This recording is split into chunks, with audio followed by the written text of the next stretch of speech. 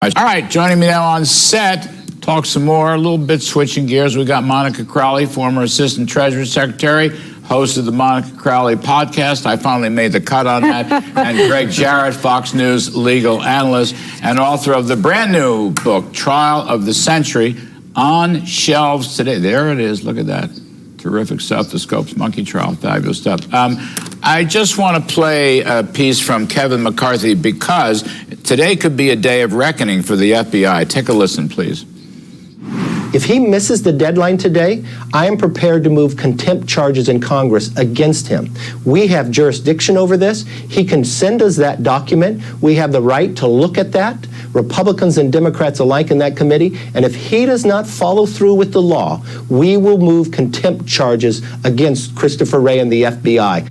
All right, that's a pretty determined Kevin McCarthy, I would say, Monica Crowley. Yes, it's very good to hear that from the Speaker, that they are willing to actually level consequences against the director of the FBI if he does not produce this document. Little context, Chairman Comer and Oversight have been investigating the Biden crime family.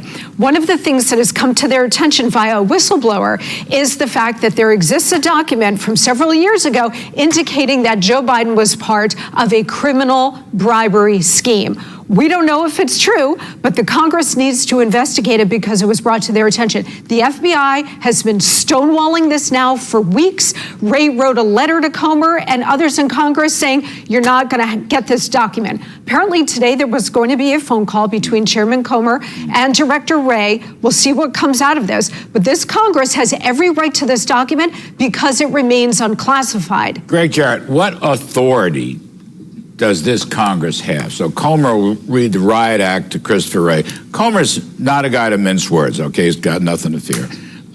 Christopher Wray is on pretty shaky ground. But the question is, legally, what can they do? Well, there's no legitimate basis for Christopher Wray to refuse to comply with a duly authorized subpoena. You'll notice what McCarthy said. Contempt of Congress. He didn't say what kind of contempt of Congress. There are two kinds, and frankly, neither one of them are all that good. Criminal contempt sends the matter to the U.S. attorney, appointed by G and a President Biden and a guy who reports to Merrick Garland, who also reports to President Biden, who is the subject of that particular document being sought. Christopher Wray, who would otherwise be held in contempt, also reports to both Biden and Garland. Conflict of interest under the federal regulations, it requires a special counsel. Garland won't do it. He's running a protection racket. So the only other route is civil contempt of Congress. You file a lawsuit, you go to a federal judge, hopefully you find one that's impartial, and he would then issue an order to Wray, you must comply by order of the court. Now, the problem is that takes months. Sometimes it takes years. So it's not a great option either. Yeah. And you'll recall, Larry, that during the Obama years, Obama's Attorney General, Eric Holder, was also held in contempt of Congress, and it didn't matter. They just don't care. I mean, unless you have the mechanisms, as Greg pointed out, to really enforce these subpoenas and these contempt charges, these folks don't care. They all protect each other. You can die of old age by the time it gets around to it. No, I know. It's a pretty sad state of affairs. They're probably going to have to threaten some kind of financial appropriations reprisal. Yes. I don't know how far that'll go, but I think that's going to be in the mix.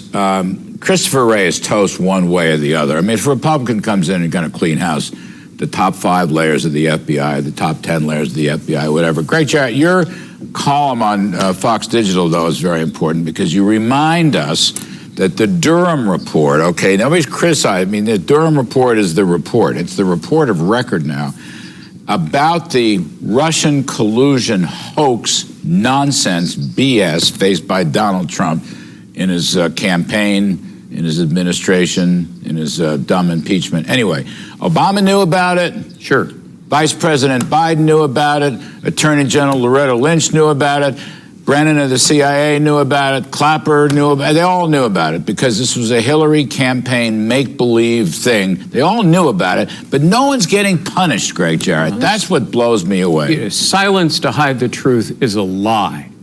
And by that maxim, there are plenty of liars among prominent Democrats who knew that Hillary Clinton had personally approved the lie, invented it that Trump had colluded with Russia. The FBI almost immediately debunked it as bogus.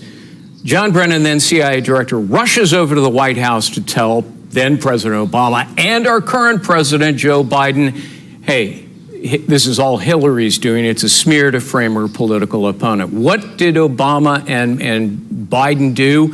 And Loretta Lynch and James Clapper and James Comey? They kept silent.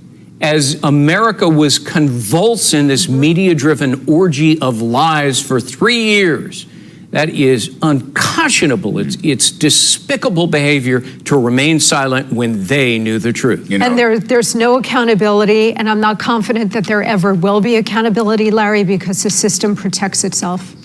a strong Republican president could clean house. Yes. Top layers. Must. FBI and the CIA and the director of national, all that stuff. It could be done. To me, that is the only solution, okay? I mean, you could threaten appropriations, I understand that, but you need it could have been a Democratic president once upon a time, not this Democratic Party. That's because right. they're so implicated in these lies. It's really quite remarkable.